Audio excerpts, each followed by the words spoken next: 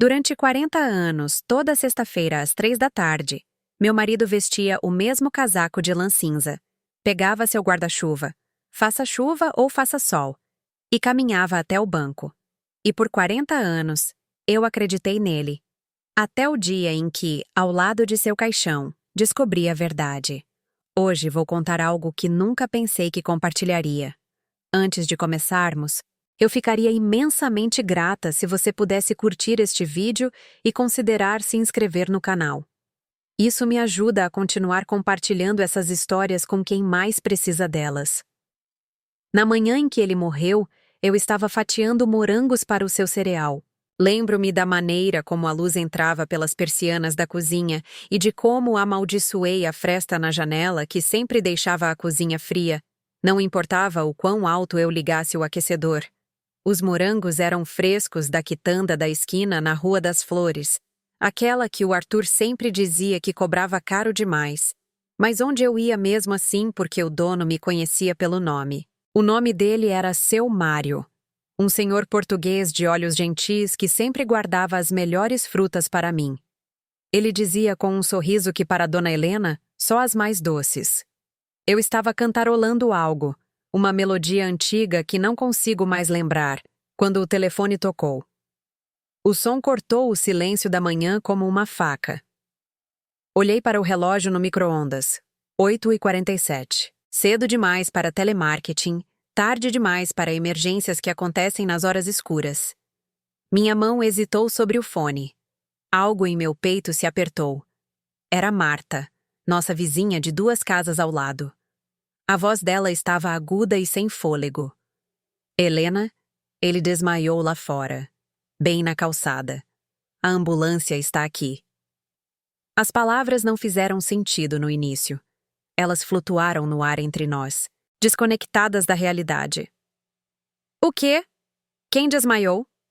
Foi o que perguntei. Arthur? Helena. É o Arthur, ela respondeu. Não me lembro de ter largado a faca. Não me lembro de ter corrido.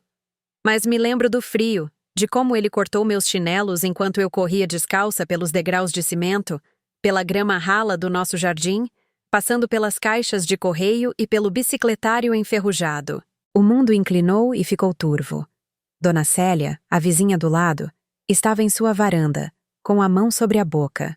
Os meninos do Silva pararam seu jogo de futebol, a bola rolando esquecida para a rua. Arthur estava ali, caído na calçada em frente à casa do Silva, cercado por paramédicos em seus coletes amarelos brilhantes. Eles já estavam cobrindo seu rosto quando cheguei. Ouvi a mim mesma dizer não. Não, não, não.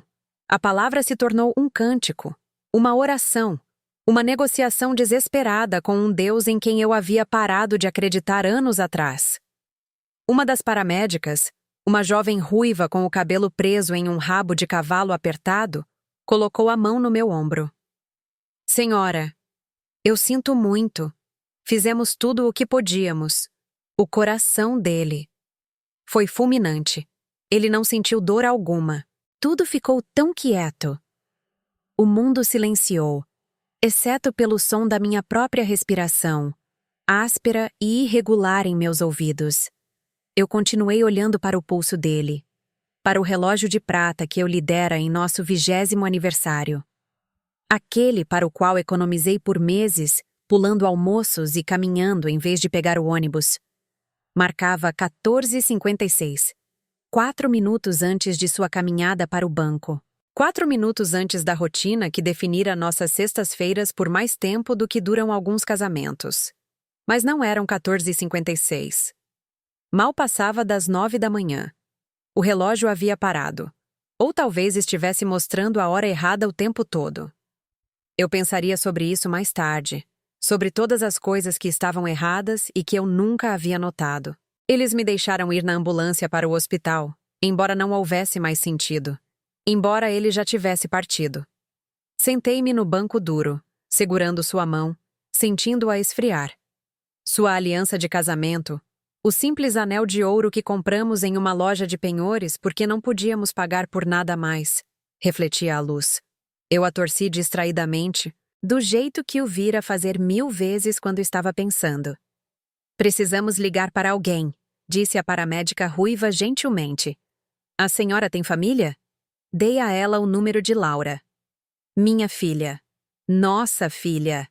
Eu não conseguia fazer minha boca formar as palavras para ligar para ela.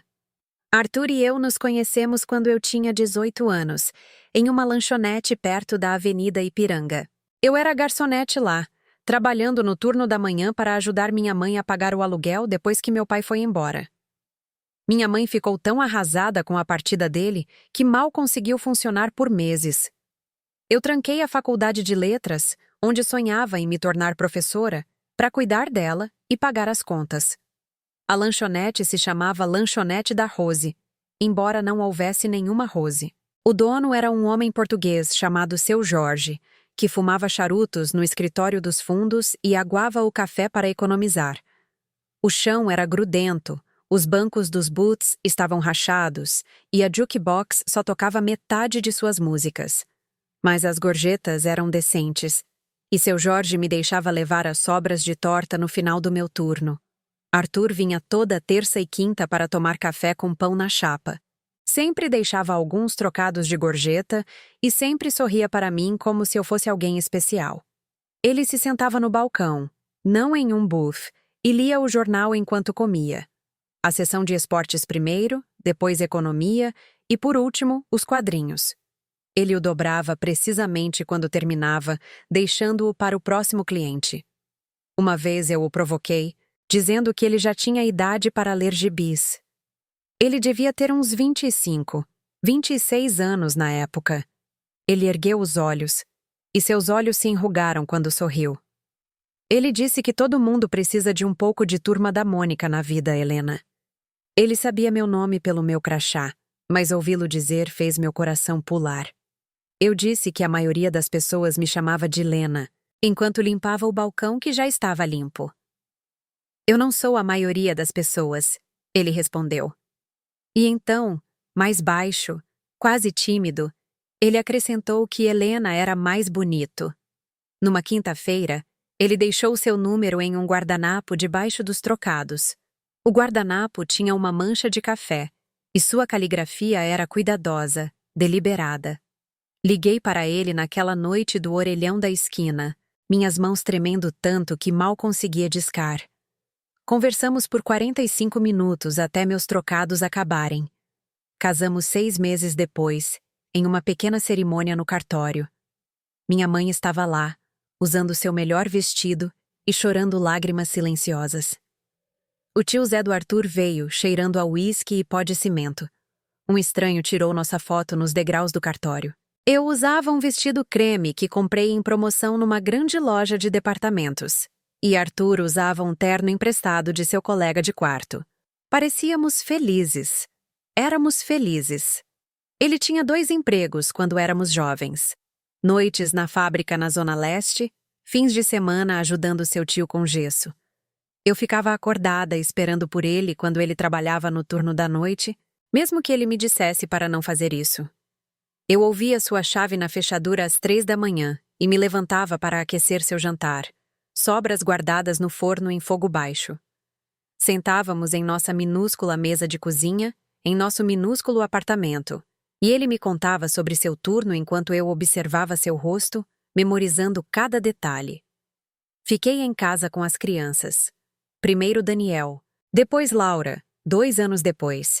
Eu costurava remendos em suas calças jeans, cortava cupons do jornal de domingo, fazia uma carne de panela render 3 refeições. Nunca tivemos muito, mas tínhamos o suficiente. Arthur garantia isso. Ele era estável, confiável. O tipo de homem que sempre cumpria o prometido. Quando Daniel nasceu, Arthur chorou. Eu nunca o tinha visto chorar antes. Ele segurou nosso filho com tanta ternura, tanto medo em seus olhos. Eu vou ser um bom pai, ele sussurrou. Mais para si mesmo do que para mim. Eu vou fazer isso direito. Achei fofo o jeito que todos os pais de primeira viagem ficam nervosos. Eu não sabia que ele estava fazendo uma promessa a outra pessoa. Toda sexta-feira, sem falta, ele vestia aquele casaco cinza e dizia: "Vou ao banco, Lena." E eu assentia. Talvez o lembrasse de comprar leite na volta, e ele beijava minha bochecha e saía pela porta. Era uma rotina, sagrada até. Eu nunca questionei. Por que eu questionaria? Ele estava administrando nosso dinheiro, garantindo nossa segurança. Era o que os maridos faziam. O casaco em si era velho, mesmo quando ele o comprou. Ele o adquiriu em um brechó em 1985, o mesmo ano em que Daniel começou a primeira série. É de boa qualidade, ele disse, mostrando-me a etiqueta. Vai durar. E durou. 40 anos de sextas-feiras, e aquele casaco mal mostrava desgaste. Ele cuidava dele como se fosse importante, escovando-o cuidadosamente, mandando-o para a lavanderia a seco 2 vezes por ano. Eu costumava brincar que ele amava mais aquele casaco do que a mim. Ele ria e me puxava para perto. Nada neste mundo importa mais do que você, Lena. A mentira tinha gosto de amor em seus lábios. Mesmo quando o dinheiro estava curto, e ficou curto muitas vezes, especialmente depois que a fábrica o demitiu em 92, eu nunca pedi que ele pulasse a ida ao banco. Aquele ano foi brutal. Tivemos que vender o violão de Daniel, aquele que ele estava aprendendo a tocar na banda da escola. Eu chorei no banheiro enquanto Arthur me abraçava. Nós vamos comprar outro, ele prometeu, quando as coisas melhorarem. As coisas melhoraram, mas nunca compramos outro violão. Daniel perdeu o interesse, ou talvez ele apenas aprendeu a não querer as coisas. Uma vez perguntei se valia a pena a gasolina toda semana, quando estávamos com nossos últimos R$ 20 antes do seguro-desemprego chegar. Ele sorriu, aquele sorriso gentil que fazia seus olhos se enrugarem nos cantos, e disse que alguns hábitos são sagrados, Lena. Este nos mantém à tona. Eu acreditei nele. Meu Deus, eu acreditei em tudo que ele disse. Ele voltava 1 ou 2 horas depois. Trânsito, ele dizia. Ou, a fila estava longa. Uma vez, quando mencionei que o banco ficava a apenas 15 minutos a pé, ele riu. Eu andei um pouco depois. Precisava clarear a cabeça. Eu aceitei. Por que não aceitaria? Ele era o Arthur. Arthur me mentia. Com o passar dos anos, essa rotina de sexta-feira tornou-se sagrada para mim também. Era a prova de que algo em nossas vidas nunca mudava, nunca falhava. As crianças cresceram e se mudaram. Daniel para Florianópolis, para um emprego de tecnologia que eu nunca entendi completamente, algo sobre computação em nuvem e servidores. Ele tentou explicar uma vez durante um jantar de ação de graças, mas era como se ele estivesse falando outra língua. Laura se mudou para um condomínio no interior com seu marido Ricardo, um contador com lábios finos e um aperto de mão firme que me chamava de Dona Helena, mesmo depois de 10 anos de casado com minha filha. Eles tiveram 2 filhos que mal víamos, Emília e Eduardo, gêmeos que agora estavam no ensino fundamental. Laura enviava fotos no Natal, retratos profissionais com todos em suéteres combinando. As crianças sempre pareciam desconfortáveis, seus sorrisos duros. Por que eles não visitam mais? Perguntei a Arthur uma vez, depois que outro cartão de Natal chegou sem nenhum convite para visitar. Ele ergueu os olhos do jornal. As pessoas ficam ocupadas, Lena. Elas têm suas próprias vidas. Nós também somos a vida deles, eu disse. Mas ele apenas deu de ombros e voltou a ler. A vizinhança mudou. A quitanda onde eu comprava aqueles morangos virou uma cafeteria da moda, depois uma tabacaria, depois outra coisa. O marido de Dona Célia morreu. Os Silva se divorciaram e venderam a casa para um casal jovem com um cachorro que latia a todas as horas. Nossos amigos se mudaram para cidades de praia no Nordeste ou faleceram. Dora e Francisco, do outro lado da rua, se aposentaram em Natal. Eles enviaram cartões postais no primeiro ano, depois nada. Ouvi de Marta que Dora agora tinha demência. Não se lembrava mais de São Paulo. Jorge e Sônia, que moraram ao nosso lado por 30 anos, morreram com 6 meses de diferença um do outro. Arthur e eu fomos aos 2 funerais. Lembro-me de pensar como era romântico, como eles não suportaram ficar separados. Agora me pergunto se segredos morreram com eles também. Se Sônia algum dia soube dos jogos de pôquer durante a semana onde Jorge perdeu suas economias, se Jorge algum dia descobriu as cartas que Sônia guardava de seu namorado do colégio. Mas toda sexta-feira, Arthur caminhava até o banco. E toda sexta-feira, eu sabia exatamente onde ele estava. Ou pensava que sabia. Após sua morte, coisas estranhas começaram a surgir. Coisas que não se encaixavam no padrão arrumado que eu havia construído em minha mente. O funeral foi em uma quarta-feira. Choveu, o que pareceu apropriado. A funerária cheirava a lírios e cera de móveis. Eles vestiram Arthur com um terno escuro que eu nunca tinha visto antes. Laura o escolheu. Disse que suas roupas do dia a dia não eram boas o suficiente. Eu queria discutir, dizer que Arthur odiaria estar vestido como alguém que ele não era. Mas eu estava cansada demais para lutar. As pessoas vieram, mais do que eu esperava. Vizinhos, antigos colegas de trabalho, pessoas que eu não reconhecia. Eles passaram pelo caixão, alguns chorando, outros apenas assentindo solenemente. Eles diziam as coisas que as pessoas sempre dizem. Ele era um bom homem. Ele está em um lugar melhor. Me avise se precisar de algo. Uma mulher mais velha, de cabelos prateados, me abordou durante o velório. Ela era elegante, usando um vestido preto que parecia caro. Dona Helena, ela disse suavemente. Sinto muito pela sua perda. Arthur falava muito da senhora. Obrigada, respondi automaticamente. Como a senhora conhecia meu marido? Algo piscou em seu rosto.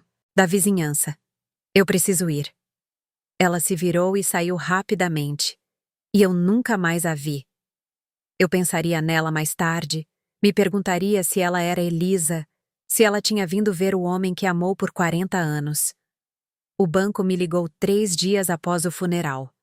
Uma mulher com uma voz anasalada e simpatia excessiva disse: Dona Helena, sinto muito pela sua perda. A senhora precisará vir aqui para fechar a conta dele. E precisamos discutir sobre a caixa de segurança. Eu estava dobrando roupas quando ela ligou. As camisas de Arthur. Eu as havia lavado antes do funeral, mesmo sabendo que ele nunca mais as usaria. Hábito. Que caixa?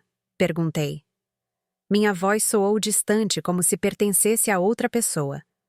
Houve uma pausa do outro lado da linha. O tipo de pausa que se estende demais, que sinaliza algo errado. A caixa 107 está ativa desde 1985. A senhora precisará trazer sua identidade e o atestado de óbito. 1985, o ano em que ele comprou o casaco. O ano em que ele começou as caminhadas de sexta-feira. O ano em que tudo o que eu pensava que sabia começou. Fui à agência numa terça-feira de manhã, tremendo tanto que mal conseguia assinar meu nome nos formulários. A caneta escorregava na minha mão suada. Eu não ia a este banco há anos. Arthur sempre cuidava disso. Por que nós dois perderíamos tempo? Ele dizia. Você tem coisas melhores para fazer. Coisas melhores. Como cozinhar e limpar e esperar. Como ser grata por sua administração, seu cuidado, suas mentiras. O caixa, um jovem de olhos gentis e um crachá que dizia Tiago, me levou a uma pequena sala com paredes cinzas e luzes fluorescentes que zumbiam no teto. O som me lembrou uma mosca presa, desesperada e irritante. Ele destrancou a caixa, longa e de metal, como um pequeno caixão, e me deixou sozinha. Leve o tempo que precisar, ele disse suavemente, fechando a porta atrás de si. Dentro havia 41 diários, com capa de couro, cada um idêntico, exceto pelas datas estampadas em dourado nas capas. Cada um rotulado como sextas-feiras, na caligrafia cuidadosa de Arthur. O couro era macio, caro. Não eram cadernos de papelaria. Estes foram escolhidos com cuidado, comprados com intenção. Abri o primeiro, datado de janeiro de 1985, minhas mãos tremendo tanto que as páginas farfalhavam.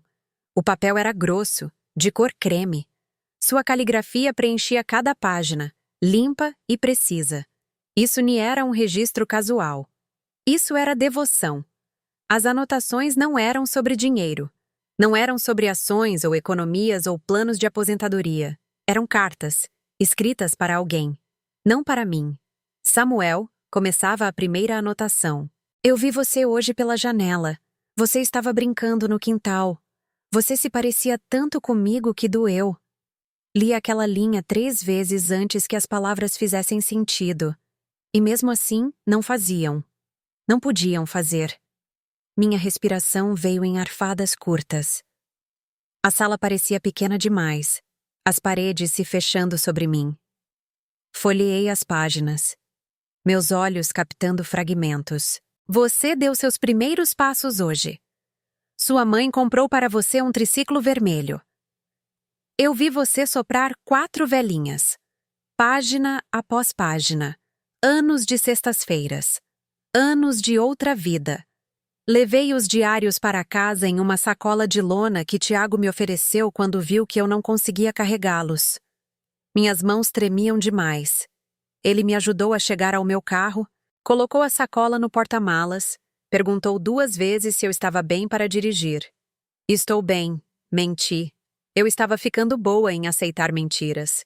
Espalhei-os pela mesa da cozinha, a mesma mesa onde Arthur e eu tínhamos jantado por 40 anos, onde ajudamos Daniel com o dever de casa, onde Laura nos disse que estava grávida. Os diários cobriam toda a superfície, um mapa de enganos exposto em couro caro e carimbos dourados. E eu li.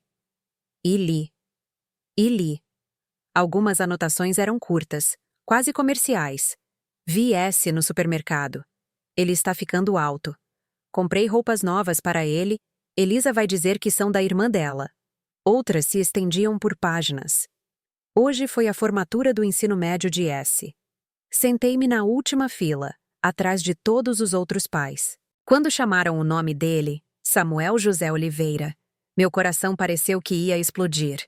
Ele atravessou aquele palco com tanta confiança. Ele vai para a faculdade no outono. USP, bolsa integral. Estou tão orgulhoso que poderia morrer. Mas não posso contar a ninguém. Não posso contar a Lena. Não posso contar a Daniel ou Laura.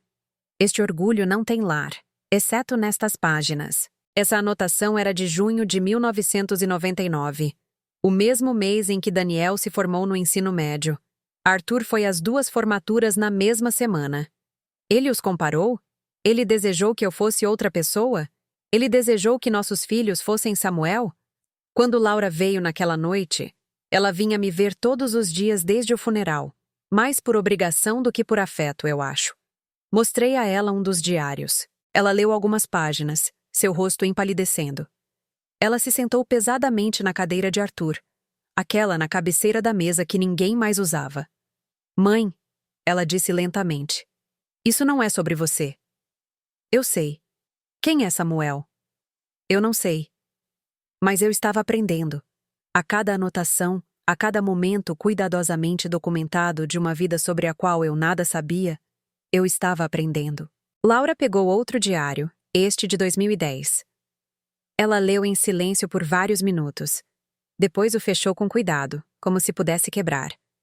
Isso é loucura. Papai estava. Papai estava vivendo 2 vidas. Sim. Como você não soube? A pergunta me atingiu como um tapa. Como eu poderia saber? Ele disse que estava indo para o banco. Eu acreditei nele. O que eu deveria fazer? Segui-lo? Talvez. A voz de Laura era afiada. Talvez você devesse ter feito mais perguntas. Talvez você devesse ter prestado mais atenção. Senti algo quebrar dentro de mim. Não se atreva a me culpar por isso. Não se atreva a fazer disso minha culpa. Ela teve a decência de parecer envergonhada. Me desculpe. Eu não entendo nada disso. Daniel ligou mais tarde naquela noite. Laura havia contado a ele. Eu podia ouvir a chuva de Florianópolis ao fundo da ligação, ou talvez fosse apenas estática. Sua voz estava tensa com algo que eu não conseguia nomear. Raiva, confusão, traição. Papai nunca mencionou ninguém chamado Samuel. Nunca. Você tem certeza de que são dele? Eu tinha certeza. Eu conhecia a caligrafia de Arthur melhor do que a minha. Eu a vira em cartões de aniversário, listas de compras, bilhetes deixados na geladeira. Pegar leite. A reunião atrasou. Te amo. Era dele. Mãe. Isso não faz sentido. Papai era. Ele era o papai. Ele não era o tipo de cara que tinha segredos. Aparentemente ele era. Minha voz soou oca. Daniel ficou quieto por um longo momento. Então, o que você vai fazer? Eu não sei. Você quer que eu volte para casa? Eu queria. Parte de mim queria meus 2 filhos ali. Queria estar cercada pela família que eu pensava que éramos. Mas outra parte queria ficar sozinha com isso, para desvendá-lo em particular. Ainda não, eu disse. Deixe-me descobrir o que é isso primeiro. Naquela noite fiquei acordada lendo. As anotações começaram vagas, cautelosas, mas com o passar dos anos, tornaram-se mais emocionais, mais detalhadas, mais amorosas. Ele começou o jardim de infância hoje. Eu observei do outro lado da rua. Ele segurava a mão da mãe com tanta força. Eu queria correr até ele, dizer a ele quem eu sou. Mas não posso. Eu fiz uma promessa. Que promessa? Para quem? Para Elisa? Para si mesmo? Ele caiu da bicicleta hoje. Ralou o joelho feio. Eu queria ajudá-lo, mas fiquei no carro. Apenas observei. A mãe dele limpou a ferida e beijou sua testa. Chorei durante todo o caminho para casa. Lembrei-me daquele dia, ou de um parecido. Arthur chegou em casa com os olhos vermelhos. Alergia, ele disse quando perguntei. Dei a ele um antialérgico e fiz um chá para ele. Ele tem 10 anos agora. 2 dígitos. Ele joga futebol. Ele é bom. Melhor do que eu jamais fui. Sento-me na arquibancada em todos os jogos, longe o suficiente para que ninguém me note. Eu uso um chapéu. Óculos de sol. Finjo que sou apenas mais um pai. Mas não sou. Eu sou o pai dele. E ele não sabe que eu existo. Minhas mãos não paravam de tremer. Li até o céu ficar cinza com o amanhecer, até meus olhos arderem e minha garganta ficar seca de tanto chorar. O café que eu fiz à meia-noite estava frio e intocado na mesa. Arthur tinha um filho. Um filho sobre o qual eu nada sabia. Um filho nascido da traição. Um filho que ele escolheu amar em silêncio por 40 anos. Mas quando? Quando isso aconteceu? Antes de mim? Durante nosso casamento? A matemática nadava na minha cabeça. Se Samuel nasceu em 1981 e Arthur e eu nos casamos em 1979. Daniel nasceu em 1980. Estávamos tentando há 1 ano. Eu estava grávida de Daniel quando Samuel foi concebido. Ou grávida de Daniel quando Samuel nasceu. A linha do tempo me deixou enjoada. Passei as 2 semanas seguintes me movendo pela casa como um fantasma. Eu não conseguia comer. Não conseguia dormir. Cada objeto que eu tocava, sua caneca de café, seus óculos de leitura, o lugar gasto no sofá onde ele sempre se sentava, parecia uma mentira. A casa que fora meu lar por 36 anos parecia a de um estranho. A caneca de café era de cerâmica azul com uma lasca na borda. Ele a tinha há 15 anos, recusava-se a substituí-la. Está amaciada do jeito certo, ele dizia. Agora eu me perguntava se Elisa a tinha dado a ele. Se Samuel tinha bebido chocolate quente nela em tardes secretas, quando eu pensava que Arthur estava depositando cheques. Seus óculos de leitura estavam na mesinha de canto, ao lado de um romance policial que ele estava na metade quando morreu. O marcador de página ainda estava lá, na página 127. Ele nunca saberia como terminava. Mas, por outro lado, eu também nem sabia. Eu estivera lendo a história do nosso casamento por 40 anos, sem nunca perceber que estava pulando capítulos, que sessões inteiras haviam sido omitidas, que o final que eu esperava estava escrito no livro de outra pessoa. Dei por mim a falar com ele, com os quartos vazios. Por quê? Perguntava eu ao silêncio. Por que é que eu não fui suficiente? O silêncio nunca respondeu. Mas a casa, sim, à sua maneira. Cada gaveta que eu abria revelava novas perguntas. No banheiro, encontrei um recibo escondido atrás do armário de remédios. Jantar para 2 num restaurante onde nunca estive, datado de há 3 anos, numa sexta-feira. O total era de 47,38. Quem pediu o quê? Partilharam a sobremesa? Samuel já saberia, nessa altura, quem era o Haroldo. Na garagem, descobri uma caixa com a etiqueta Equipamento de Campismo, que nunca tinha olhado por dentro porque nunca acampamos. O Haroldo dizia que não gostava de dormir ao ar livre. Lá dentro havia álbuns de fotografias. Não os nossos álbuns de fotografias. Estes eram diferentes, mais baratos, do tipo que se compra na farmácia. Estavam cheios de fotografias do Samuel. Centenas de fotografias. Talvez milhares. Samuel em bebé, de bochechas rechonchudas e sorridente. Samuel sem os 2 dentes da frente. Samuel com um uniforme da liga pequena, com o taco sobre o ombro. Samuel na sua formatura do 8º ano, no seu baile de finalistas, na sua formatura da faculdade. Uma vida inteira, documentada em segredo, guardada numa caixa na nossa garagem ao lado do corta-relva e das decorações de Natal. Sentei-me no chão frio de cimento e revi cada uma das fotografias. Demorou horas. A luz da única lâmpada do teto foi ficando mais fraca à medida que a tarde se transformava em noite. As minhas costas doíam. Os meus olhos cansavam-se. Mas eu não conseguia parar. Numa fotografia, o Samuel tinha talvez 5 anos, sentado num baloiço. A mão do Haroldo era visível na borda da moldura, a empurrá-lo. Apenas a mão dele, mais nada. Como se ele tivesse pedido a Elizabeth para tirar a fotografia, mas não pudesse estar nela. Não podia deixar provas da sua presença.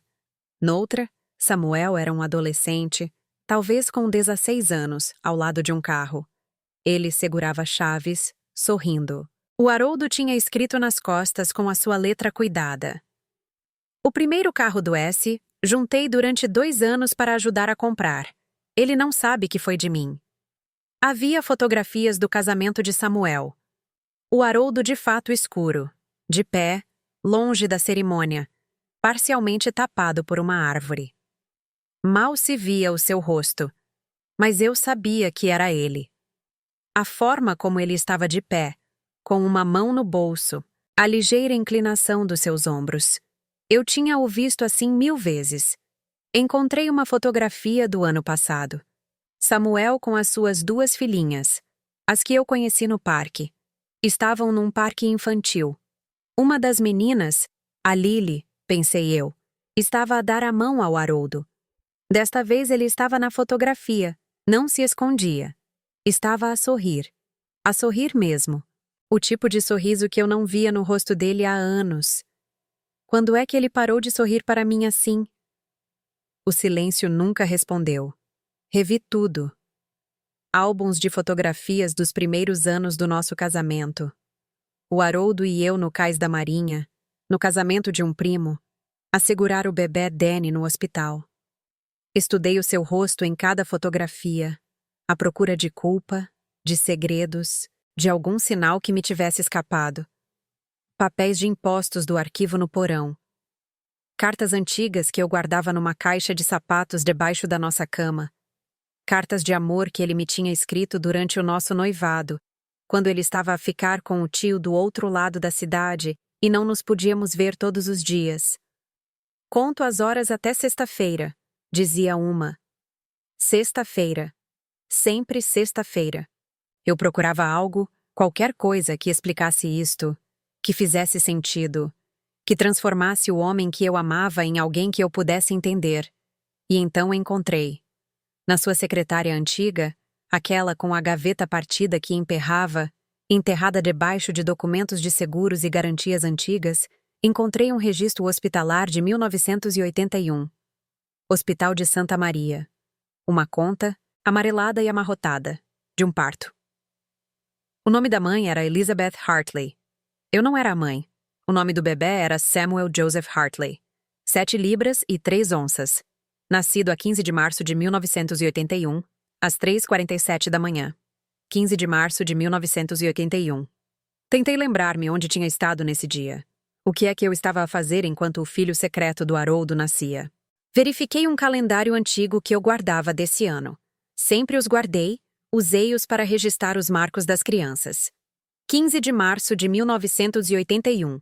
Eu tinha escrito: Festa do primeiro aniversário do Danny. Fiz bolo de chocolate. H chegou a casa mais cedo do trabalho para ajudar a preparar. Ele tinha estado lá.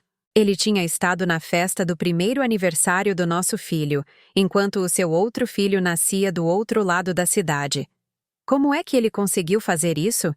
Teria ele ligado para o hospital do nosso telefone da cozinha enquanto eu estava a cobrir o bolo?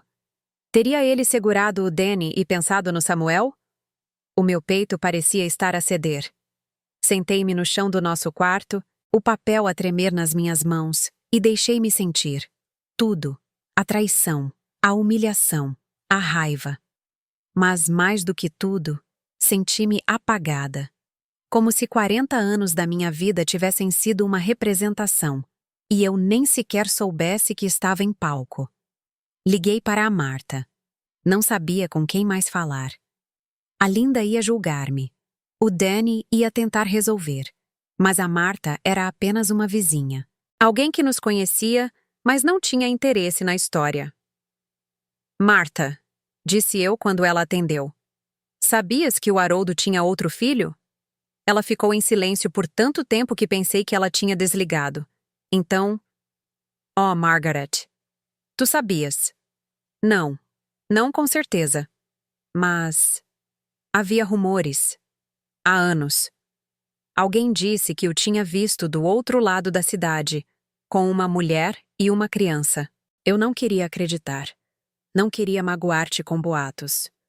Já estou magoada. Eu sei, lamento muito. Depois de desligar, perguntei-me quem mais teria sabido. Quantas pessoas teriam visto a vida dupla do Haroldo e não disseram nada? Quantas das caçarolas de simpatia e das flores do funeral teriam vindo de pessoas que sabiam que eu tinha sido feita de boba? Peguei um táxi para o endereço que constava no registro do hospital. Era num bairro da zona noroeste. Casas modestas com cercas de arame e carros estacionados nos gramados. Classe trabalhadora, como o bairro onde cresci. Casas com revestimento de alumínio e pequenas varandas, quintais desordenados com brinquedos e peças de carro.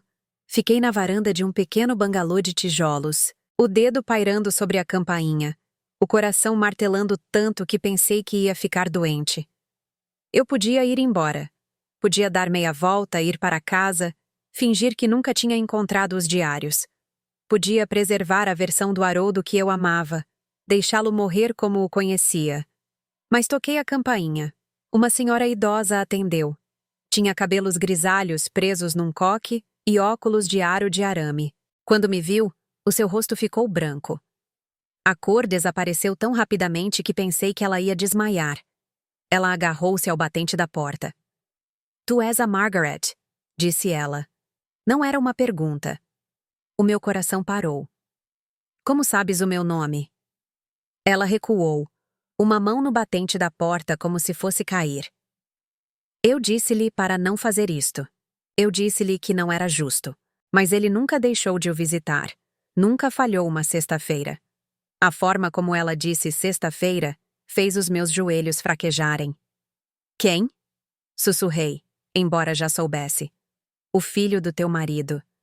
Ela disse-o gentilmente, com algo como pena nos olhos.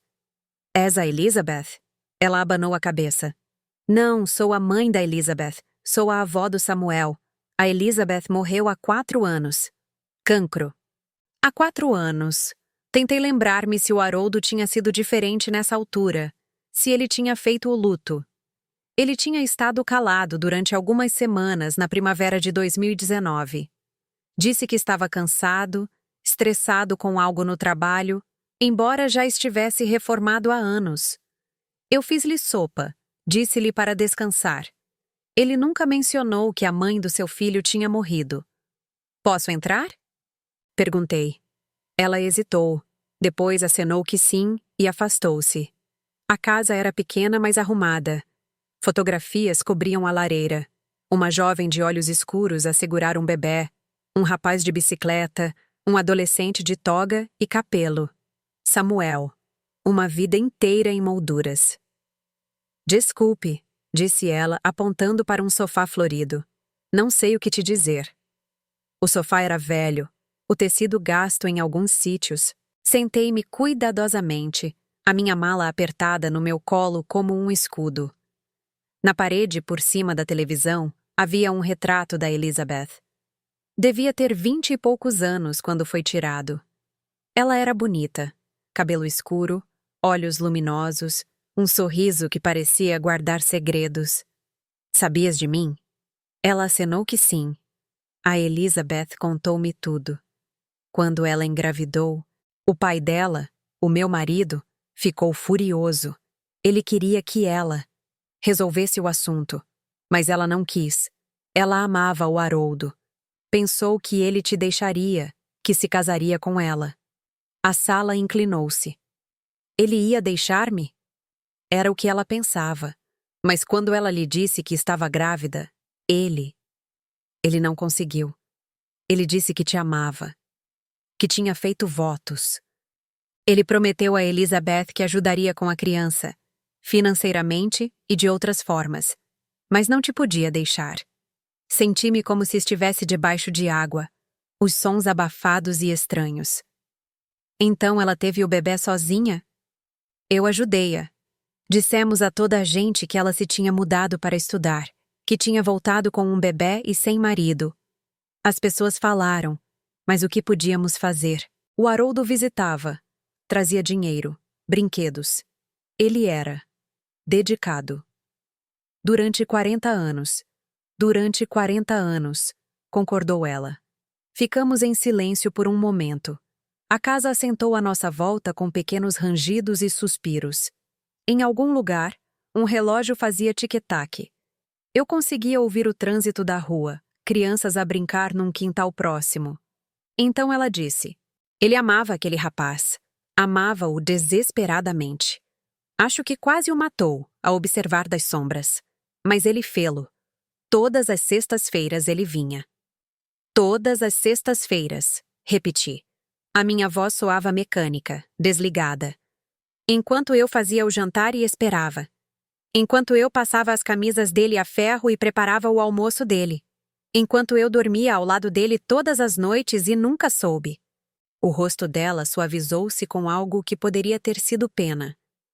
A Elizabeth sentia-se culpada, sabes? Perto do fim, quando estava a morrer, ela falou de ti. Disse que te tinha roubado algo que nunca poderia devolver. O quê? A minha ignorância? A minha paz de espírito? A tua confiança, disse ela em voz baixa. Ela disse que o Haroldo falava de ti às vezes, de como acreditavas nele, de como nunca o questionavas. Ela disse que a mentira o corroía, mas ele não conseguia parar, não conseguia deixar o Samuel. Olhei novamente para o retrato da Elizabeth. Ela alguma vez se casou? Teve outros filhos? Não. Ela dizia que o Haroldo era o amor da vida dela, que se não o podia ter por inteiro, não queria mais ninguém. Ela saiu com alguns homens ao longo dos anos, mas nunca durou. O Samuel era suficiente para ela. E as visitas do Haroldo. Ela fez uma pausa e depois acrescentou. Ela também guardava um diário, sabes? Sobre as sextas-feiras, sobre vê-lo chegar todas as semanas, vê-lo partir, sobre a vida que nunca poderiam ter. Onde está ele? O diário? Eu queimei-o, depois de ela morrer. Ela pediu-me para o fazer. Disse que não seria justo para o Samuel ler sobre o desgosto da mãe. Ou para ti, se alguma vez descobrisses. Mas os diários que o Haroldo guardava, esses podiam ser deixados para trás? Esses foram escolha dele, o fardo dele para passar adiante. Os da Elizabeth eram dela para destruir. Levantei-me. As minhas pernas pareciam bambas, mas eu precisava de me mover. Precisava de fazer algo com a energia que corria por mim. Fui até a lareira. Olhei mais de perto para as fotografias. Samuel em diferentes idades, congelado em molduras de prata. Momentos felizes, preservados em vidro. Ele vinha aqui? A esta casa? Às vezes, quando o Samuel era pequeno, antes de a Elizabeth se mudar para a sua própria casa, o Haroldo sentava-se nesse sofá onde está sentada e a Elizabeth trazia o Samuel, e ele pegava-lhe ao colo. Brincava com ele. Durante 1 hora, às vezes 2, ele era pai. E depois ia-se embora. Voltava para casa para ti. E fingia que nunca tinha acontecido. Virei-me para encará-la. Como podes dizer-me isto com tanta calma? Como podes falar disto como se fosse normal? Porque para nós era normal. Durante 40 anos, essa foi a nossa realidade. O Haroldo não era o teu marido às sextas-feiras. Às sextas-feiras, ele era o pai do Samuel. Esse era o acordo. Eu nunca concordei com nada. Não, disse ela suavemente. Tu não. Essa é a tragédia, não é? O Samuel sabia quem ele era? Não até recentemente. A Elizabeth contou-lhe a verdade antes de morrer. Disse que ele merecia saber. O Samuel ficou zangado no início. Sentiu-se traído, acho eu, por toda a gente. Pela mãe por ter mentido todos aqueles anos. Pelo Haroldo por não ter tido a coragem de o assumir. Até por mim, por ter alinhado nisso. Mas depois? Mas depois o Haroldo começou a escrever-lhe cartas a sério, não apenas os diários. Ele pediu desculpa, explicou o melhor que pôde. Falou-lhe de ti, do Danny e da Linda. De como ele tinha tentado fazer o bem por toda a gente e acabou por falhar com toda a gente. O Samuel perdoou-o, acho eu. Ou começou a perdoar. E depois o Haroldo morreu. Ela apontou para uma pequena secretária no canto. Estão ali. As cartas que o Haroldo enviou. O Samuel deixou-as aqui depois do funeral. Disse que ainda não conseguia olhar para elas. Posso? Ela hesitou. Depois acenou que sim. Suponho que tens tanto direito como qualquer outra pessoa. Abri a gaveta da secretária. Lá dentro havia talvez 20 cartas, ainda nos seus envelopes, endereçadas a Samuel com a letra do Haroldo. Peguei na primeira, com carimbo de há 6 meses. As minhas mãos tremeram enquanto a desdobrei. Caro Samuel, começava. A tua mãe contou-te a verdade, e agora eu devo contar-te a minha. Eu sou um cobarde. Fui um cobarde durante 43 anos. Quando a tua mãe me disse que estava grávida, eu tive uma escolha. Eu escolhi mal. Eu escolhi o conforto em vez da coragem, a segurança em vez da honestidade. Casei com a Margaret porque ela era segura, porque o seu amor não tinha complicações. Eu amava-a. Quero que saibas isso. Ainda a amo. Mas eu amei a tua mãe primeiro, e amei-a de uma forma que nunca foi segura, nunca simples. Quando o teu avô nos separou, eu deixei-o fazer isso. Eu não lutei. Eu simplesmente deixei-te ir. E depois não consegui ficar longe. Todas as sextas-feiras eu voltava. Todas as sextas-feiras eu escolhia-te por algumas horas antes de voltar para a vida que eu tinha escolhido em vez de ti. Não espero que me perdoes. Eu não me perdoo. Mas quero que saibas que eras desejado. Que cada momento que passei contigo, mesmo das sombras, foi um momento que eu estimei. Tu és o meu filho. Sempre foste. Haroldo. Dobrei a carta cuidadosamente e voltei a guardá-la. Não conseguia ler as outras. Não agora. Talvez nunca. Ele escrevia-te com frequência? Perguntei. Depois de a Elizabeth contar ao Samuel, sim. 1 vez por semana, mais ou menos. Às vezes mais. Ele estava a tentar construir algo real, acho eu. Uma relação que não se baseasse em segredo. Ele até falou em contar-te, em juntar-te a ti e ao Samuel. Ele falou? A mãe da Elizabeth, a avó do Samuel, acenou que sim. Ele veio aqui cerca de 1 mês antes de morrer. Sentou-se exatamente onde estás sentada agora. Disse que estava cansado de mentir. Que queria apresentar-te ao Samuel, ajudar-te a entender. Mas ele tinha medo. Medo que o deixasses. Medo que o Danny e a Linda o odiassem. Medo de destruir a vida que tinham construído juntos. Então ele não fez nada. Então ele não fez nada. E depois morreu. E a escolha foi feita por ele. Engoli em seco. Culpas-me? Por ser a razão pela qual ele não pôde estar lá? Ela olhou para mim por um longo momento. Não, eu culpo-o a ele. Ele fez as suas escolhas. Tu estavas apenas a tentar viver a tua vida, amar o teu marido, criar os teus filhos. Tu não sabias que fazias parte de uma mentira. Isso não é culpa tua. Parece que a culpa é minha, que eu devia ter sabido, devia ter visto. Como? Ele era cuidadoso. Ele amava-te o suficiente para esconder isso perfeitamente. Isso não é amor. Não, concordou ela. Suponho que não.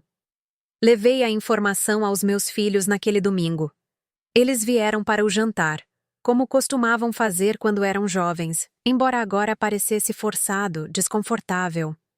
Eu tinha feito carne de panela, a favorita do Haroldo, sem pensar. A ironia não me escapou.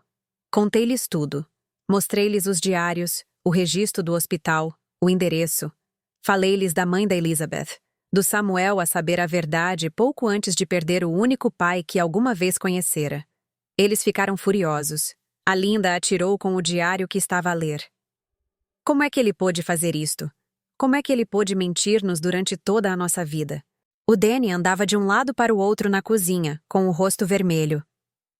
40 anos! 40 anos a fingir que estava tudo bem, como se ele fosse um tipo íntegro. E o tempo todo ele tinha outra família? Não outra família, disse eu em voz baixa. Outro filho. Ele não se casou com a Elizabeth. Ele nos deixou. Ele apenas ficou com o Samuel. Isso não melhora as coisas, mãe. A voz da Linda falhou. Ele mentiu. Todas as sextas-feiras ele mentiu. Eu sei. Por que é que não estás mais zangada? O Danny parou de andar, olhou para mim. Por que é que estás tão calma com isto? Mas eu não estava zangada. Não da maneira que eles estavam. Eu estava algo pior. Eu fui esquecida. Durante 40 anos, o Haroldo passou todas as sextas-feiras a visitar um rapaz que nunca me conheceu. Um rapaz nascido da traição, de uma escolha que o Haroldo fez antes mesmo de os nossos filhos nascerem. Um rapaz que ele escolheu amar em silêncio, enquanto eu cozinhava os seus jantares e lavava as suas roupas e acreditava em cada palavra que ele dizia. Ele escolheu-nos a nós, disse a Linda, como se estivesse a tentar convencer-se a si própria. Ele ficou. Ele nos deixou. Será que ficou? Perguntei eu. Ou será que ele viveu em 2 sítios ao mesmo tempo, e nós ficamos com a versão que sobrava depois do Samuel? Naquela noite, depois de os miúdos se irem embora, a Linda a chorar, o Danny a bater com a porta. Fiquei no nosso quarto a olhar para a fotografia do casamento na cômoda. O Haroldo com o seu smoking alugado barato, eu com o vestido alterado da minha mãe. Parecíamos tão jovens, tão esperançosos, tão estúpidos.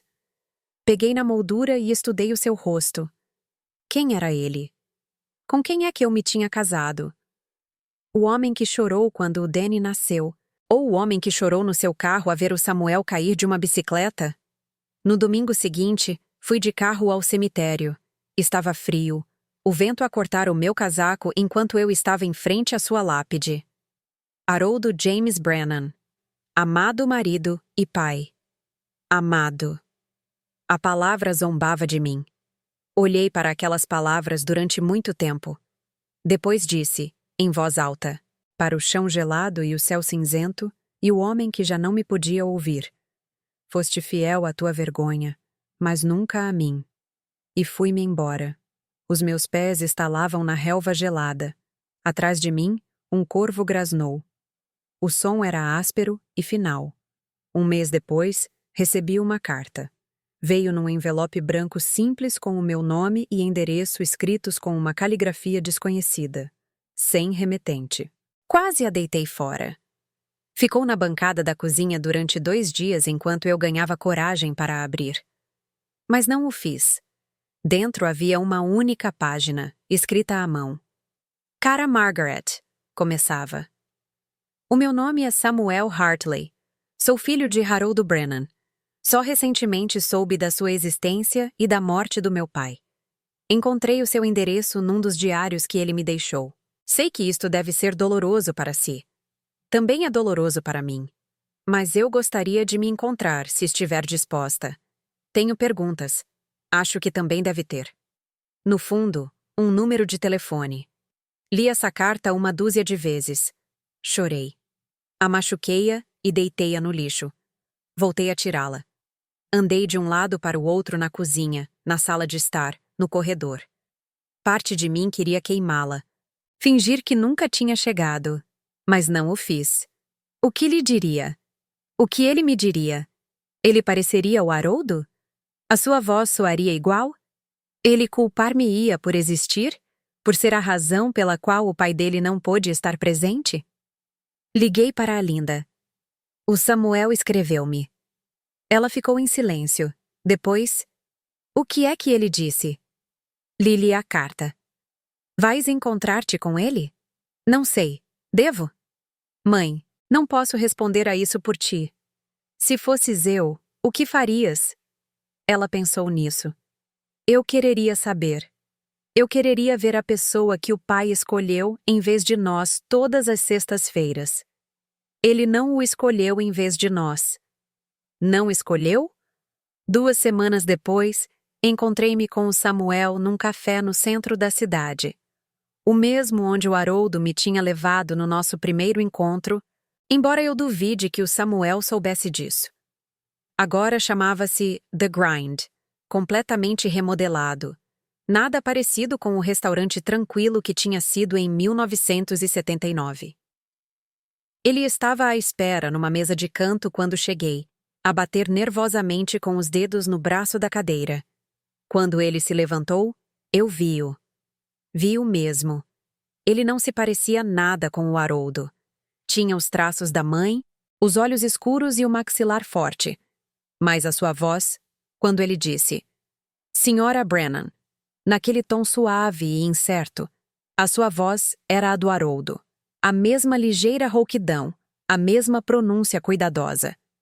Por favor, chame-me Margaret. Sentei-me à sua frente, com as mãos cruzadas no colo para não tremerem. Sentamo-nos. Nenhum de nós sabia por onde começar. O silêncio estendeu-se entre nós. Estranho e pesado. Ele tinha pedido café, mas não o estava a beber. Eu não tinha pedido nada. Finalmente ele disse. Ele nunca me disse o teu nome.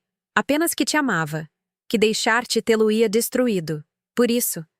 Ele viveu 2 vidas em vez disso. Chorei. Não consegui evitar. Mas desta vez, as lágrimas não eram apenas de perda. Eram de verdade. Pelo alívio de finalmente entender. Pela horrível e bela clareza de tudo aquilo. Samuel entregou-me um guardanapo. As mãos dele também tremiam. Desculpe, disse ele. Não queria fazê-la chorar. Não é culpa tua. Limpei os olhos. Nada disto é culpa tua. Também não é tua. Conversamos durante 3 horas. O café encheu-se e esvaziou-se à nossa volta. E nós ficamos. A barista, uma jovem com madeixas roxas no cabelo, continuava a encher os copos de água, lançando-nos olhares de simpatia. Devia pensar que estávamos a ter algum tipo de conversa de separação. De certa forma, suponho que estávamos. Só que não do tipo que ela imaginava. Samuel contou-me a sua história. Como a sua mãe, Elizabeth, tinha sido o primeiro amor de Haroldo. Como se conheceram no liceu, namoraram durante 2 anos. Como engravidaram jovens, antes de eu e o Haroldo nos conhecermos. Como os pais da Elizabeth os separaram à força, mandaram-na viver com uma tia no interior do estado até o bebê nascer. Ele queria casar com ela, disse o Samuel. A minha avó disse-me isso. Mas o pai da Elizabeth ameaçou-o. Disse que lhe estragaria a vida se ele não a deixasse em paz. O Haroldo teve medo. Ele só tinha 19 anos. 19, um rapaz. Tentei imaginar o Haroldo aos 19 anos, antes dos cabelos grisalhos, antes dos óculos de leitura, antes das décadas de mentiras cuidadosas. Como seria ele? Com o que sonhava? Será que eu alguma vez o conheci realmente? Quando é que ele soube de ti? Quando eu nasci, a minha mãe escreveu-lhe. Ele veio ao hospital. Pegou-me ao colo durante 10 minutos. Depois foi-se embora. A minha mãe pensou que era o fim, mas alguns meses depois, ele apareceu em casa da minha avó. Disse que se tinha casado, começado uma nova vida, mas que não se conseguia esquecer de mim. Ele queria ajudar. Ajudar, repeti. A palavra sabia a amargo. Era assim que ele lhe chamava? Acho que ele queria mesmo dizer isso, disse Samuel em voz baixa. A minha mãe disse que ele chorou da primeira vez que me pegou ao colo, depois de ela lhe dizer que ele tinha um filho. Disse que me tinha falhado uma vez, quando deixou o pai dela mandá-la embora, e não me falharia outra vez. Mas ele falhou-te. Ele estava lá, mas não estava. Deu-te dinheiro e tempo, mas não o seu nome, não a sua presença, não a sua verdade. Eu sei. Samuel olhou para a sua chávena de café. Também estou zangado com isso, mas estou a tentar entender. Ele estava preso, acho eu. Pelas suas próprias escolhas, pelas circunstâncias, pelo medo. Ele construiu uma gaiola à sua volta e depois passou 40 anos a abanar as grades. Isso é muito generoso da tua parte. É? Não sei. Talvez eu só precise de acreditar que ele me amou o suficiente para importar. Que todas aquelas sextas-feiras significaram alguma coisa. Significaram alguma coisa, disse eu. E era verdade. Significaram que ele não te podia deixar ir. Mesmo quando teria sido mais fácil. Mesmo quando teria sido mais amável para todos os envolvidos. Odeias-me? Perguntou ele de repente. Por existir. Por ser a razão pela qual o teu casamento foi uma mentira? Pensei nisso. Pensei mesmo. Não, não te odeio. Odeio a situação. Odeio não ter sabido. Odeio que o Haroldo me tivesse em tão pouca conta que acreditasse que eu não conseguiria lidar com a verdade. Mas tu?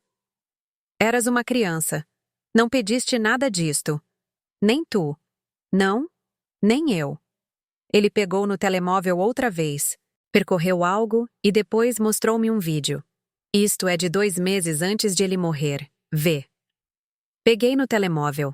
No ecrã, o Haroldo estava sentado num sofá. Não o da nossa casa, noutro sítio. Com a Lily e a Rose de cada lado dele. Ele estava a ler-lhes um livro. O Gato no Chapéu. Eu conseguia ouvir a sua voz, aquela cadência familiar, a fazer vozes diferentes para as personagens. As meninas riam-se. Lê outra vez, avô Haroldo, disse a Lily. Avô Haroldo. As palavras atingiram-me como um golpe físico. Eles chamavam-lhe isso? Sussurrei. Tinham acabado de começar. Depois de a minha mãe morrer e de ele me contar a verdade, decidimos que as meninas deviam conhecê-lo. Conhecê-lo mesmo. Ele tinha sido o Sr. Haroldo a vida inteira delas. Apenas um amigo da família que visitava às vezes. Mas depois, ele tornou-se o avô Haroldo. Elas adoravam-no. Vi o resto do vídeo em silêncio. Vi o rosto do Haroldo iluminar-se quando a Rose lhe subiu para o colo. Vi-o beijar-lhe o topo da cabeça, distraidamente, da mesma forma que ele costumava beijar a Linda quando ela era pequena. Vi-o ser avô de crianças que deviam ser estranhas. Ele parece feliz, disse eu. Ele estava. Mais feliz do que eu alguma vez o tinha visto. A minha mulher, a Ana, disse que ele parecia mais leve de alguma forma, como se um peso tivesse sido levantado, porque ele já não tinha de se esconder. Sim. Devolvi o telemóvel. Ele alguma vez falou em contar-me? Antes de a tua avó dizer que ele estava a planear fazê-lo? Samuel hesitou. Uma vez, há cerca de 6 meses, ele veio jantar. Tínhamos começado a jantar juntos, jantares de sexta-feira, e ele disse que queria contar-te, queria apresentar-nos. Mas ele estava aterrorizado. Ele disse que tinhas construído toda a tua vida a acreditar nele, e ele estava prestes a tirar-te isso. Ele já tinha tirado. Eu é que ainda não sabia. Foi o que eu lhe disse. Eu disse que me era justo para ti manter o segredo, que merecias saber, mas ele estava convencido de que o deixarias, que o odiarias. Talvez ele tivesse razão. Teria eu? Perguntei, mais para mim do que para o Samuel. Se ele me tivesse contado, eu teria ido embora? Terias? Não sei. Quero dizer que não, que o nosso casamento era forte o suficiente. Mas era. Alguma parte era real se foi construída sobre mentiras? Algumas partes eram reais, disse Samuel. Ele amava-te. Tenho a certeza disso. Nas suas cartas para mim, ele falava de ti o tempo todo, de como o fazias rir, de como te lembravas das coisas que eram importantes para ele, de como tinhas ficado com ele nos momentos difíceis. Ele disse que casar contigo foi a melhor e a pior coisa que ele alguma vez fez. A melhor porque o fazias feliz. A pior porque ele sabia que não te merecia. Ele tinha razão nisso. Então, ele visitava todas as sextas-feiras. Todas as sextas-feiras. A minha mãe dizia que ele era mais fiável do que o correio. Samuel fez uma pausa e depois acrescentou. Ela amava-o, sabes? A minha mãe. A vida inteira dela. Ela nunca o superou. Nunca tentou realmente. A minha avó dizia que era triste vê-la esperar todas as semanas por um homem que pertencia a outra pessoa. Estávamos as duas à espera, disse eu suavemente. Ambas nas nossas casas separadas, à espera do mesmo homem. Ambas a acreditar que ele era nosso. Samuel pegou no seu telemóvel, mostrou-me fotografias. A Elizabeth em jovem, bonita e de olhos tristes. Samuel em criança, adolescente, homem. O casamento do Samuel, ele tinha se casado há 3 anos. O Haroldo tinha estado lá, na última fila. Eu não sabia quem ele era na altura, disse Samuel. A minha mãe disse apenas que ele era um velho amigo da família, mas ele chorou durante a cerimônia. Lembro-me de achar estranho. O Haroldo chegou a casa nesse dia e disse-me que tinha estado no casamento da filha de um colega de trabalho. Perguntei-lhe como tinha sido. Lindo, disse ele. Fez-me pensar no casamento da Linda. Outra mentira numa vida de mentiras. O que é que ele escreveu nos diários? Perguntei. Sobre mim? Samuel pareceu desconfortável. Queres mesmo saber? Sim. Ele meteu a mão na sua mala, uma mala de mensageiro de couro gasta, e tirou um dos diários. Reconheci-o imediatamente. 2015. Ele abriu numa página marcada e entregou-ma. A Margaret fez assado de panela esta noite. Lia-se. Ela sabe que é o meu prato favorito. Eu não mereço a sua bondade. Eu não a mereço. Quando voltei de ver o Samuel hoje, ela perguntou se eu estava bem. Eu parecia cansado. Disse ela. Menti e disse que estava bem. Ela acreditou em mim, porque acredita sempre em mim, porque ela é boa, porque ela confia em mim, e eu traio essa confiança todas as sextas-feiras. Mas não consigo parar. Não consigo deixar o Samuel. Não consigo abandoná-lo da mesma forma que fui forçado a abandonar a Elizabeth. Por isso, vivo esta mentira. E odeio-me por isso. Mas faço-o na mesma. Fechei o diário cuidadosamente. Ele odiava-se a si próprio. Sim. Mas ele me parou. Não. Ficamos em silêncio. Então o Samuel disse.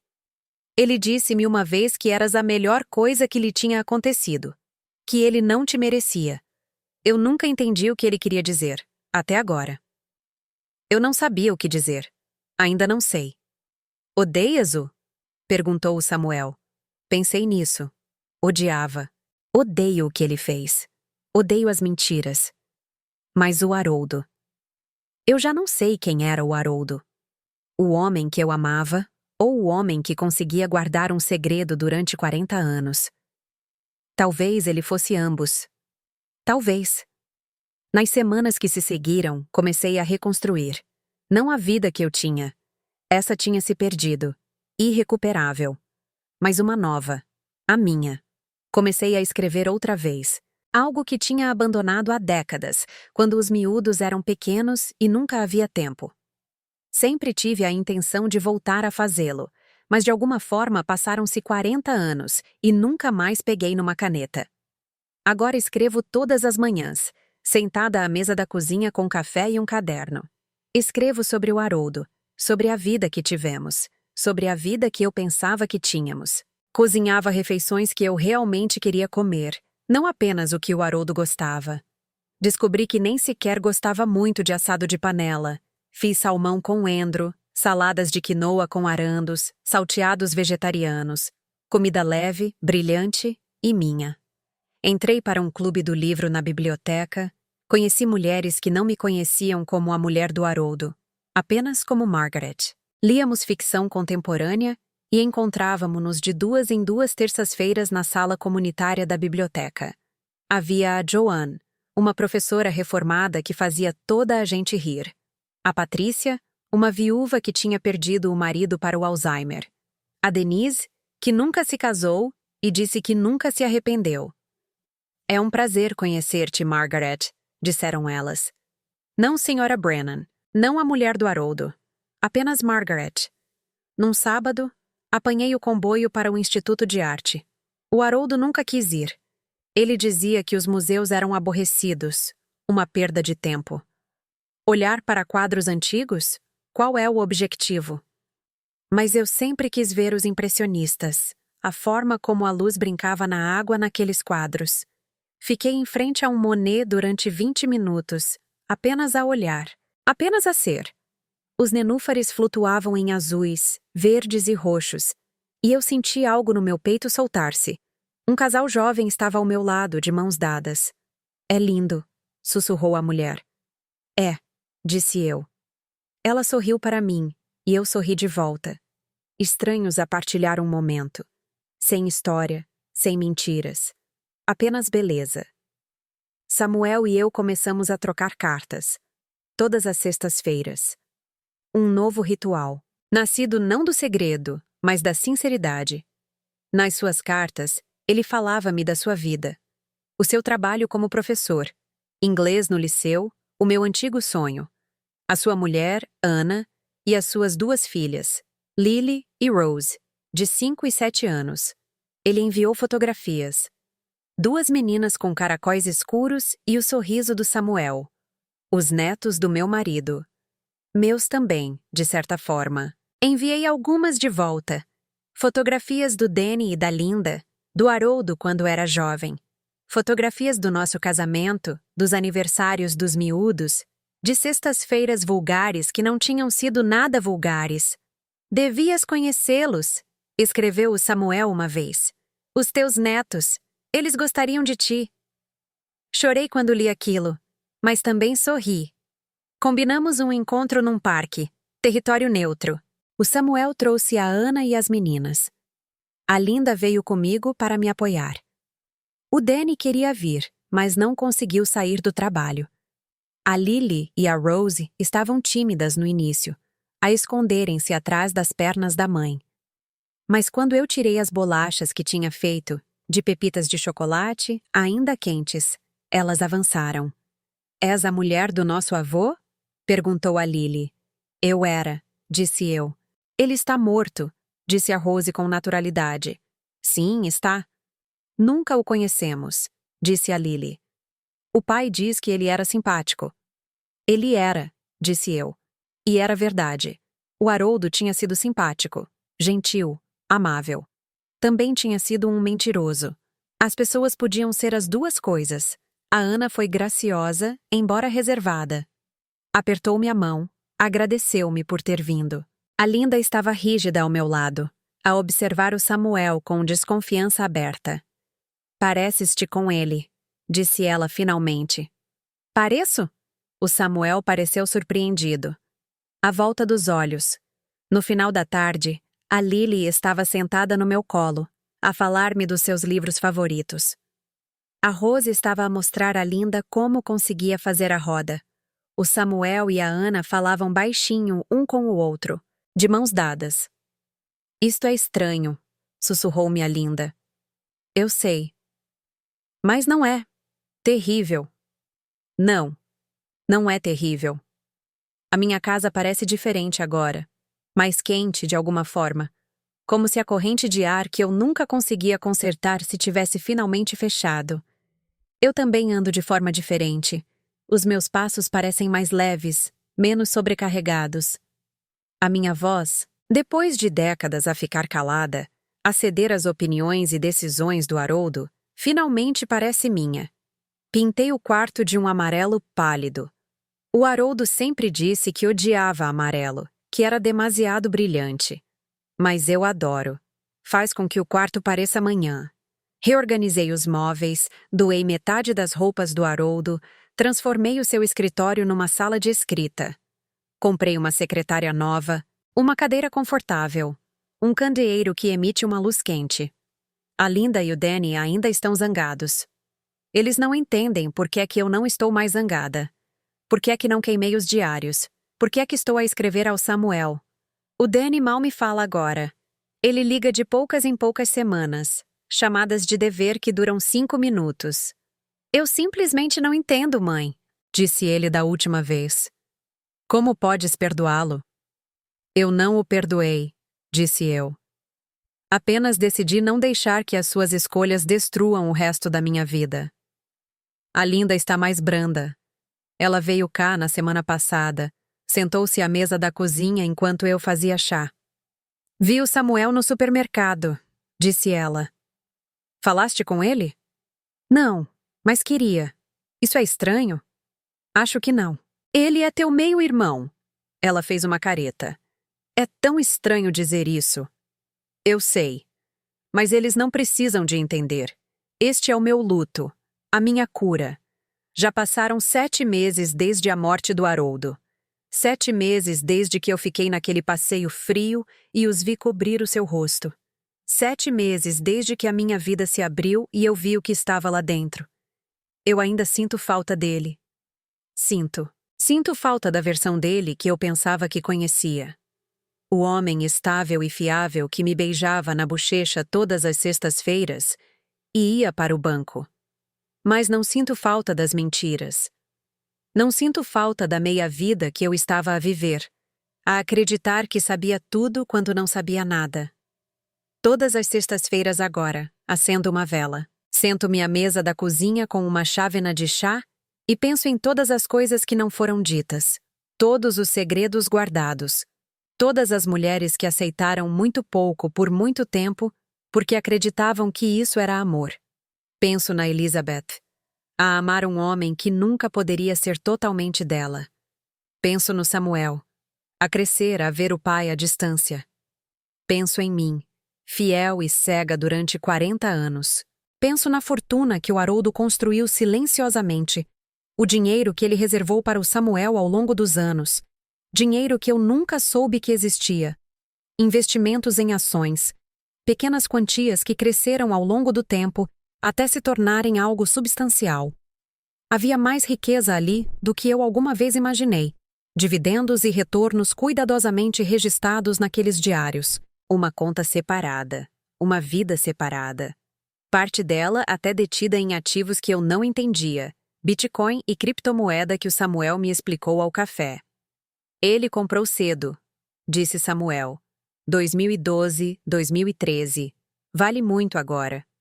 O Haroldo tinha se preparado para um futuro do qual eu não fazia parte. Ou talvez estivesse a tentar construir algo para o Samuel, algo que sobrevivesse às visitas de sexta-feira, um legado que não pudesse ser escondido nas sombras. O advogado do espólio ficou chocado quando tudo veio à tona. Senhora Brennan, sabia destas contas? Não. São substanciais. Só a criptomoeda vale mais de $300 mil. $300 mil. Enquanto eu cortava cupons e me preocupava com a conta da luz. O que quer fazer? Perguntou o advogado. Não é meu, disse eu. Era para o Samuel, mas o Samuel insistiu em dividir. Eras a mulher dele. Também ganhaste isto. No final, dividimos por 4. Samuel, Danny, Linda e eu. Parecia justo. Éramos todos filhos do Haroldo, de certa forma. Mas também penso no agora, na vida que estou a construir, na liberdade que veio da verdade, por mais dolorosa que seja. Estou a planear uma viagem a Seattle para ver o Danny. Ele ainda está zangado, mas concordou em deixar-me visitar. Só tu, disse ele. Não o Samuel. Está bem. Não estou preparado para isso. Eu entendo. Comprei um bilhete para o próximo mês. Vai ser a minha primeira vez num avião em 15 anos. O Haroldo não gostava de voar. Ou pelo menos, ele disse-me que não gostava de voar. Agora pergunto-me se isso era verdade. Ou se era apenas mais uma forma de me manter contida, de limitar o meu mundo para que eu não me aventurasse para além dos limites da sua mentira. Na semana passada, revi as nossas antigas declarações de impostos. Todas elas, desde há 40 anos. Encontrei deduções que não reconheci. Contribuições de caridade para organizações de que nunca tinha ouvido falar. Despesas médicas que nem eram da nossa família. Cada item era outra pergunta, outro buraco na história em que eu acreditava. Liguei para o nosso antigo contabilista, o Sr. Brenner. Ele tinha se reformado há anos, mas encontrei o seu número num livro de endereços antigo. Quando lhe perguntei sobre as deduções, ele ficou em silêncio por um longo momento. Margaret, disse ele finalmente. O Haroldo pediu-me para não discutir certos assuntos contigo. Disse que eram investimentos privados. Investimentos privados, repeti. Num filho que o ajudaste a esconder de mim durante 40 anos? Ele não negou. Lamento, ele era meu cliente. Tive de respeitar os seus desejos. Mesmo quando esses desejos significavam mentir à sua mulher? Eu nunca te menti, Margaret. Nunca perguntaste. Porque eu confiava nele. Porque acreditava que o homem com quem casei não guardaria segredos tão grandes. Depois de desligar, pensei em todas as pessoas que deviam saber. O Sr. Brenner, o caixa do banco que via o Haroldo todas as sextas-feiras durante 40 anos. A mãe da Elizabeth. Talvez até alguns dos nossos amigos, os que se mudaram ou morreram, levando o seu conhecimento com eles. Quantas pessoas me olharam com pena? Quantas se perguntaram por que é que eu não sabia? Quantas pensaram que eu era tola, ingênua, deliberadamente cega? Também estou a ter aulas de escrita na faculdade comunitária. Introdução à não ficção criativa. A professora é uma mulher na casa dos 30 com cabelo roxo e olhos brilhantes. O nome dela é Rachel, e ela usa vestidos vintage e demasiadas joias, e fala com a confiança de alguém que nunca foi traído. Escrevam o que é verdade, diz ela, mesmo que doa. Então estou a escrever isto. A história do Haroldo. A minha história. A verdade. O melhor que consigo contá-la. Na aula, fazemos workshops das nossas peças. Os outros alunos leem as minhas páginas, as sobre encontrar os diários, sobre conhecer o Samuel, e choram. Uma mulher chamada Patrícia, que provavelmente tem a minha idade, levantou a mão. Como é que o perdoaste? Perguntou ela. Eu não o perdoei, disse eu. Não sei se o farei, mas estás a escrever sobre ele com tanta compreensão. Compreensão nem é perdão. Compreensão é apenas ver com clareza. Durante 40 anos, eu estive cega. Agora vejo. Isso não significa que perdoo o que vejo. A Rachel acenou com a cabeça. Isso é bom, Margaret. Essa distinção. Agarra-te a isso.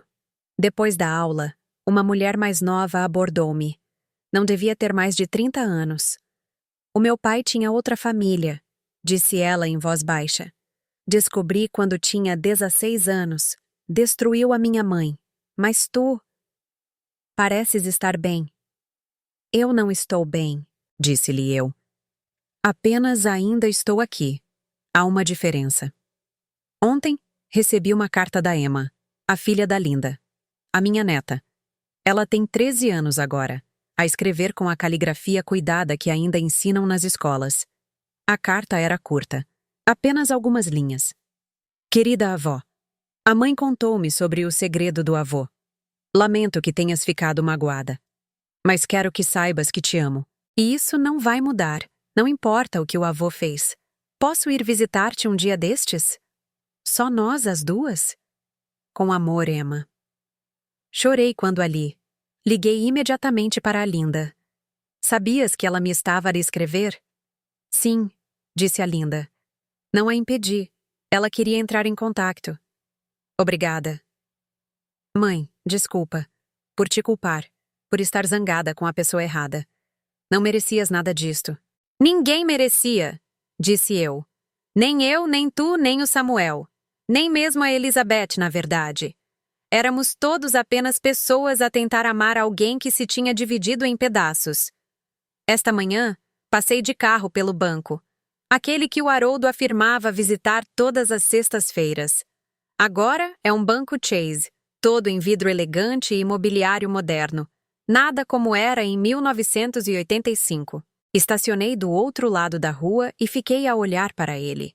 Será que ele alguma vez entrou? Ou será que o banco sempre foi uma fachada, uma história conveniente que soava responsável e adulta? Eu nunca saberia.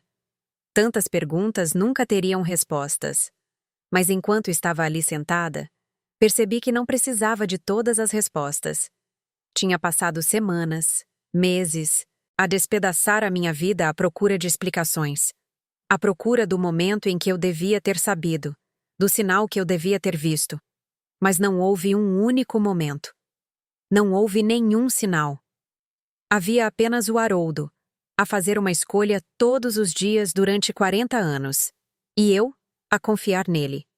A acreditar na vida que estávamos a construir juntos, sem saber que ele estava a construir outra nas sombras. Estou a aprender que consigo aguentar duas verdades ao mesmo tempo. O Haroldo amava-me. O Haroldo traiu-me. O nosso casamento foi real. O nosso casamento foi uma mentira. Eu era uma boa esposa. Eu era uma desculpa conveniente. Tudo isto é verdade. Tudo isto é doloroso. E tudo isto é meu para carregar agora. Mas também estou a aprender que não tenho de o carregar sozinha. O Samuel envia-me cartas todas as sextas-feiras. E eu respondo. Estamos a conhecer-nos lentamente, cuidadosamente. Ele envia fotografias da Lily e da Rose. Eu envio fotografias do novo apartamento do Danny em Seattle, da família da Linda. Estamos ligados agora, escreveu ele na sua última carta. Não pelo Haroldo, mas pela verdade. Isso é mais forte do que qualquer mentira. Acho que ele pode ter razão. No próximo mês, o Danny vem à casa para o Dia de Ação de Graças. E ele vai trazer alguém. Uma namorada que eu não sabia que ele tinha. O nome dela é May, disse ele ao telefone. E eu contei-lhe tudo. Sobre o pai, sobre o Samuel, sobre tudo. Ela ainda quer conhecer-te. Por que é que ela me quereria? Porque é complicado, mãe. A nossa família é complicada. Todas as famílias são, disse eu. Apenas somos mais honestos sobre isso agora. E essa é a verdade com que estou a aprender a viver. Não a verdade arrumada e simples da vida que eu pensava que tinha, mas a verdade confusa e complicada da vida que eu realmente vivi. Tenho 71 anos. Durante 43 anos, fui casada com um homem que não conhecia totalmente. Passei esses anos a cozinhar refeições, a criar filhos, a construir um lar, a acreditar num futuro que já estava fraturado. Desperdicei tempo, desperdicei confiança, desperdicei-me numa meia-verdade, mas não estou desperdiçada. Ainda não. Ainda há tempo. Inscrevi-me naquela aula que abandonei quando tinha 18 anos. Literatura inglesa. A faculdade comunitária oferece-a online agora, para que eu possa estudar a partir de casa. Estamos a ler Gatsby, e fiquei impressionada com uma frase que nunca tinha notado antes. Nunca tinha entendido. Assim, prosseguimos. Barcos contra a corrente, incessantemente levados de volta ao passado. Mas eu não vou voltar atrás. Já não. O passado aconteceu. As mentiras foram contadas e descobertas. O Haroldo foi-se. A vida que eu pensava que tinha nunca existiu. O que existe é o agora. Este momento, esta verdade, esta nova versão de mim, a emergir dos destroços. Às vezes, tarde da noite, ainda procuro por ele. A minha mão move-se pela cama, à procura de um calor que não está lá. Durante 40 anos, ele dormiu do lado esquerdo. Agora há apenas vazio, lençóis frios, silêncio. Nesses momentos, Sinto tanto a sua falta que parece que me estou a afogar. Mas depois lembro-me dos diários, das fotografias, do rosto do Samuel, do retrato da Elizabeth, das décadas de engano cuidadoso, e puxo a minha mão para trás, abraço-me a mim mesma em vez disso. Estou a aprender a ser suficiente para mim mesma. É mais difícil do que parece. Na sexta-feira passada, a primeira sexta-feira de novembro, 8 meses desde que o Haroldo morreu, acendi a minha vela como de costume. Mas desta vez, também abri um dos seus diários ao acaso. Tenho-os lido lentamente, em pequenas doses. Este era de 1993. O Samuel arranjou problemas na escola hoje, tinha escrito o Haroldo. A lutar com outro rapaz que chamou um nome à mãe dele. A Elizabeth ficou chateada. Não sabia como lidar com a situação. Eu queria intervir. Queria ser o pai que ensina o filho quando lutar e quando ir embora. Mas eu não sou esse pai. Sou a sombra na beira do recreio, o estranho nas reuniões de pais e professores, o homem que vê o filho crescer através de um vidro. O Danny nunca se meteu em lutas.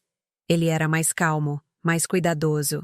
Às vezes pergunto-me se isso também é culpa minha, se ele aprendeu a ser pequeno porque eu nunca estive totalmente presente, sempre a pensar no filho que tinha de esconder. Fechei o diário e chorei. Pelo Daniel, que cresceu com um pai fisicamente presente, mas emocionalmente ausente. Por Samuel, que cresceu com um pai que o amava à distância. Por Arthur, preso numa prisão que ele mesmo criou. Por Elisa, amando um homem que nunca poderia ser totalmente dela. E por mim, pelos 40 anos que vivi num casamento que era real e não era. Verdadeiro e falso. Amor e mentira. Tudo ao mesmo tempo. Mas também senti outra coisa. Algo inesperado. Alívio. Porque agora eu sei. Agora eu vejo. E ver claramente, mesmo quando o que se vê é doloroso, é melhor do que viver cega. A vela ardeu até se tornar uma poça de cera. Sentei-me à mesa da cozinha até ela se apagar, até o quarto ficar escuro, exceto pela luz da rua que se filtrava pelas cortinas. E então levantei-me, lavei minha xícara e fui para a cama. Amanhã vou encontrar Samuel e sua família no zoológico. Lilian quer ver os pinguins. Rosa quer andar no carrossel. Ana perguntou se eu queria ir. E eu disse que sim, sem hesitar. Sem medo. Estamos construindo algo novo. Não uma substituição do que foi perdido. Isso é impossível. Mas algo honesto. Algo real. Algo que não requer sombras ou segredos, ou tardes de sexta-feira escondidas da vista. E isso vale mais do que 40 anos de belas mentiras. Então, estou escrevendo isto. A história de Arthur. A minha história. A verdade, o melhor que posso contá-la. Estou escrevendo para as mulheres que esperam em casa, confiando. Para as crianças que crescem sem saber que têm irmãos. Para as pessoas que descobrem tarde demais que a vida que conheciam foi construída sobre areia. Estou escrevendo porque alguém precisa dizer: você pode sobreviver a isso. Você pode se encontrar do outro lado da traição. Você pode construir uma vida a partir dos escombros. Não será a vida que você planejou. Não será a vida que você queria. Mas pode ser sua. Totalmente, completamente, honestamente sua. E talvez isso seja suficiente. Você já descobriu um segredo depois que alguém faleceu? Um que te fez questionar tudo o que você pensava que sabia? Conte-me nos comentários. E se esta história mexeu com algo dentro de você, se te fez pensar sobre sua própria vida, suas próprias escolhas, por favor, curta e se inscreva. Isso me mantém em movimento. Isso me ajuda a saber que não estou sozinha nisso. Que talvez minha história possa ajudar outra pessoa a encontrar o caminho para fora das sombras. Porque é onde estou agora. Fora das sombras. De pé em plena luz do sol, finalmente vendo com clareza. É aterrorizante. É libertador. É meu.